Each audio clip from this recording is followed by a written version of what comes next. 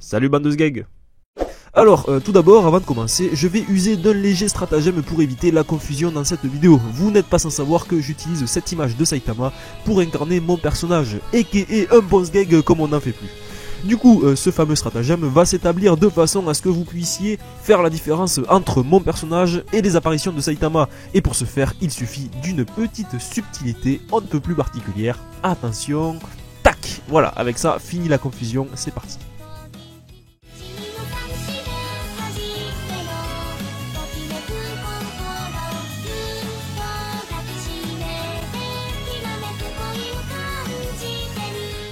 Alors, One Punch Man, et non pas One Punch Man.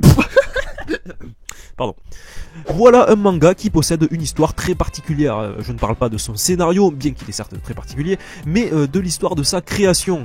Et oui, parce que ce manga n'a pas du tout suivi le même procédé de création que les classiques du genre. Laissez-moi vous raconter cette histoire passionnante.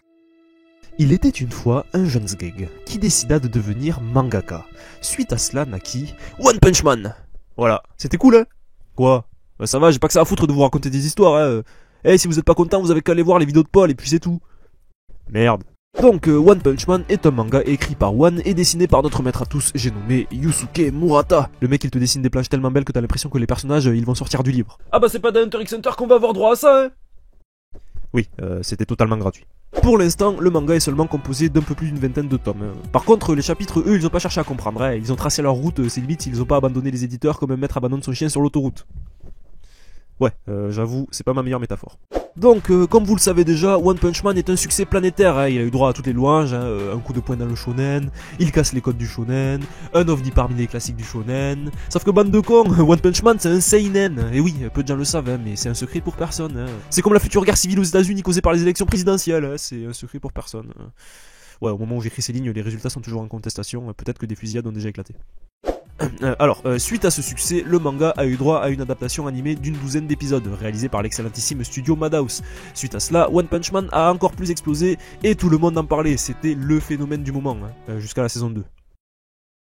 Bon, on va éviter de parler drama dans cette vidéo, hein. Le dessin est à chier, la mise en scène est à chier. Du coup, One Punch Man, c'est l'histoire d'un sgeg qui s'appelle Saitama. Il a clairement une vie de merde, hein, et pour remédier à cela, il décide de devenir un super-héros. Il a eu cette idée après avoir sauvé la vie d'un gamin à tête de cul. Eh mais vas-y, pourquoi t'es méchant? Le pauvre enfant, sérieux, il mérite pas d'être insulté. Non mais, il a vraiment une tête de cul en fait. Donc, le voilà autoproclamé super-héros, et comme il aime bien le préciser, il fait ça pour passer le temps parce que ça l'amuse. Sauf qu'en fait, le mec il paye pas de mine, mais il est tellement ultra, méga, giga, supra, tétra, tous les trucs en A, surpuissant, qu'il explose n'importe qui en un seul coup. Et ça, eh bien, ça lui casse bien les couilles, hein, parce que du coup il s'ennuie. D'ailleurs...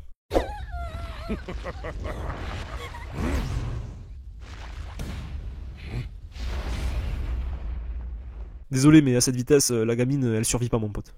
Du coup, on a droit à des combats certes très rapides, hein, mais putain très impressionnants. On n'a pas le temps de s'ennuyer, on kiffe, on rigole, c'est très efficace. Ah bah c'est pas dans Fairy Tail qu'on va avoir droit à ça, hein.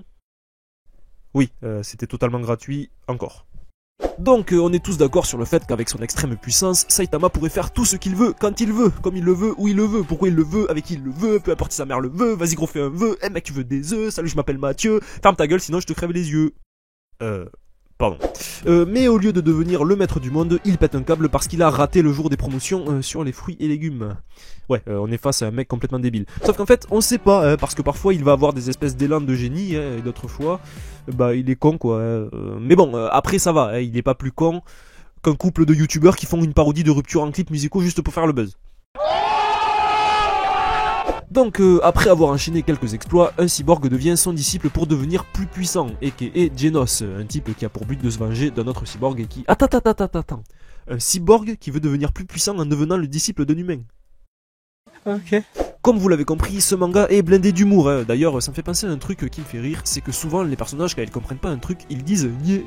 Du coup, c'est drôle parce qu'on dirait qu'ils sont attardés. Et pour m'amuser, j'ai pris l'habitude d'envoyer un snap à mes potes avec écrit « toi » pour sous-entendre qu'ils sont eux-mêmes attardés. Sauf qu'une fois, j'ai fait la connerie de l'envoyer à un mec qui a une maladie mentale. Du coup, il a pas très bien pris. Mais j'avoue, c'était marrant. Enfin bref, Saitama est donc surpuissant, et par conséquent, on se demande tous comment Saitama a acquis une telle invincibilité. Et du coup, il va nous faire le plaisir de nous dévoiler le fabuleux secret de sa puissance. Par conséquent, dans un moment ultra épique, avec une musique ultra épique, des personnages ultra épiques, une mise en scène ultra épique... Non c'est bon, ta gueule. Voilà. Sans squat, sans abdos, sans pompe et 10 km de course tous les jours. Et une perte capillaire aussi. Chauve sur scène, Alchetel, c'est quoi ce truc? Bon, après, il a une expression faciale ultra épique, hein, mais bon, comme le dit Genos, ça pue la merde, quoi. Et dites-vous que des sgegs se sont chauffés pour réaliser exactement le même programme sportif dans la réalité. Est-ce que c'est une bonne idée? Non. En plus, c'est quoi cet entraînement sérieux? Il est pas du tout optimisé. Par exemple, le dos, c'est ciao. Les biceps, c'est ciao. L'adaptation de la morphologie, bah c'est ciao. Une vidéo complètement osef de Michou, c'est hors sujet ça. Enfin bref, Genos va donc informer son maître qu'il existe une organisation de super-héros professionnels, une organisation qui a été créée indirectement grâce à Saitama d'ailleurs. Sauf que comme je vous l'ai dit précédemment, Saitama est tellement con qu'il en a absolument aucune idée. Du coup, après avoir explosé tous les records de l'examen d'aptitude physique, Saitama devient un héros professionnel, même si ça change rien au fait qu'il passe son temps à glander chez lui, et quand il bute un monstre, il n'en informe même pas l'organisation. Le mec il pourrait devenir le boss des super-héros, avoir v'là le salaire, être méga populaire et tout, mais au lieu de ça, il lit des mangas. En fait, il s'en bat les couilles de tout ce gars, hein, sauf que malgré son caractère négligent, il arrive quand même à être présent sur les lieux pour régler les problèmes. À croire qu'il a deux personnalités, hein, une qui le fait passer pour un idiot désintéressé et une autre qui le rend ultra méga héroïque et charismatique. D'ailleurs, le contraste entre ces deux facettes de sa personne est ultra flagrant, hein, et pour ça on peut dire merci au plus grand génie du dessin, j'ai nommé Yusuke Murata. Non, je ne suis pas un fanboy.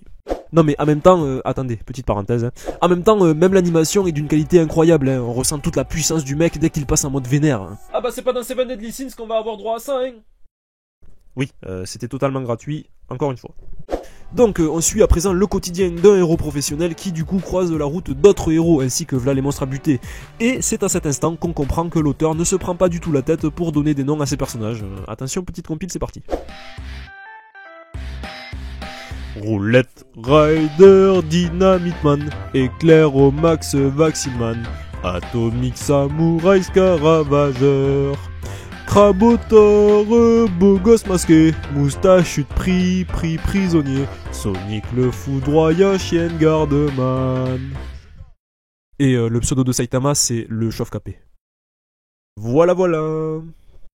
Donc on se retrouve dans une bonne ambiance de super-héros. Il faut savoir que dans cette organisation, il y a un classement qui liste les différents niveaux de puissance des héros. Les plus forts sont en classe S et les moins forts sont en classe C. Je vous laisse deviner en quelle classe se trouve Saitama. Dernier, le mec il est aussi puissant qu'un dieu, hein, mais bon, lui comme d'hab il s'en bat les couilles, hein. Tenez par exemple un jour il a détruit une météorite qui allait raser toute la région, sauf qu'avec les débris la ville a pris tarif dans sa gueule. Bon vous me direz c'est toujours mieux que toute une région, sauf que les habitants eux ils sont jamais contents, pire que des gilets jaunes les mecs. Petite pique envers la classe populaire, ça fait plaisir. Du coup ils vont même jusqu'à insulter leur sauveur ces fils d'up. Évidemment, Saitama, au lieu de leur expliquer qu'il les a sauvés, lui, il les provoque encore plus, hein, il s'en balèque. Et en même temps, j'ai envie de dire, il a raison ce sgeg. Lui, tant qu'il extermine la menace, il est content. Par contre, est-ce qu'on en parle de l'apparition d'un monstre tous les quarts d'heure? Parce qu'à ce niveau-là, c'est plus une zone de danger, hein, c'est carrément une appli de rencontre pour les monstres en version IRL. Et puis, les habitants, ils se disent pas, tiens, on va peut-être pas rester dans cette ville, parce que la peur de mourir 10 fois par jour, c'est pas trop mon délire. Mais bon, tu me diras, les villes sont organisées de façon à ce que les civils puissent se mettre à l'abri. Et les héros les plus faibles aussi d'ailleurs, hein, cette bande de sgegs. Mais comment vous m'avez trouvé? Enfin bref, il est temps d'aborder le sujet que vous attendez tous, le climax de cette saison 1, la fameuse scène finale, le moment le plus épique de l'histoire, l'épisode qui nous a le plus étonné, la conclusion la plus incroyable. Ouais bon c'est bon, ça suffira. Je parle évidemment de l'arrivée du seigneur Boros, aka le boss final des extraterrestres. Là on est sur un niveau de menace bien vénère, hein. Là clairement ça pue tellement que je citerai l'un des personnages les plus charismatiques du manga, aka Batman. Et ça fait un jeu de mots avec Batman. Ta gueule toi. Ce super héros de classe S nous a dit un jour, ça fouette sa race. Je suis pas venu ici pour souffrir, ok? Très belle citation au passage, hein, mais bien évidemment, Deus Ex Saitamakina est présent pour se confronter au terrible fléau. Et contre toute attente, le dangereux méchant, très méchant, résiste à plusieurs coups de Saitama. On aura même droit à un combat d'anthologie qui restera gravé dans l'histoire du manga et de l'anime japonais, comme l'un des duels les plus épiques de l'histoire du manga et de l'anime japonais. Si ce n'est le duel le plus épique de l'histoire du manga et de l'anime japonais. J'aime bien l'histoire du manga et de l'anime japonais. Donc sur ce, on en arrive à la fin de cette vidéo. Pour conclure, One Punch Man c'est trop cool, hein, c'est un véritable condensé de qualité sur le fond et sur la forme, hein. Même l'édition française est excellente. Kurokawa, on vous embrasse. Ah bah c'est pas chez Glénat qu'on va avoir droit à ça, hein. Oui, c'était totalement gratuit, encore une fois. Alors, pour résumer, One Punch Man, c'est un sgeg, il se fait chier parce qu'il est trop fort et qu'il bute en un coup n'importe quel sgeg. Du coup, pour éviter de s'ennuyer, il décide de devenir un super sgeg. Par conséquent, il va passer son temps à buter des monstres et à côtoyer d'autres sgeg. Malheureusement, il est trop puissant et il espère encore se mesurer à un adversaire à la taille de son sgeg. Ok, j'avoue, c'était pas très subtil comme conclusion. Allez, je vous dis à la prochaine et surtout, ne vous prenez pas pour Saitama si vous vous rasez le crâne pendant le confinement. Bande de sgeg.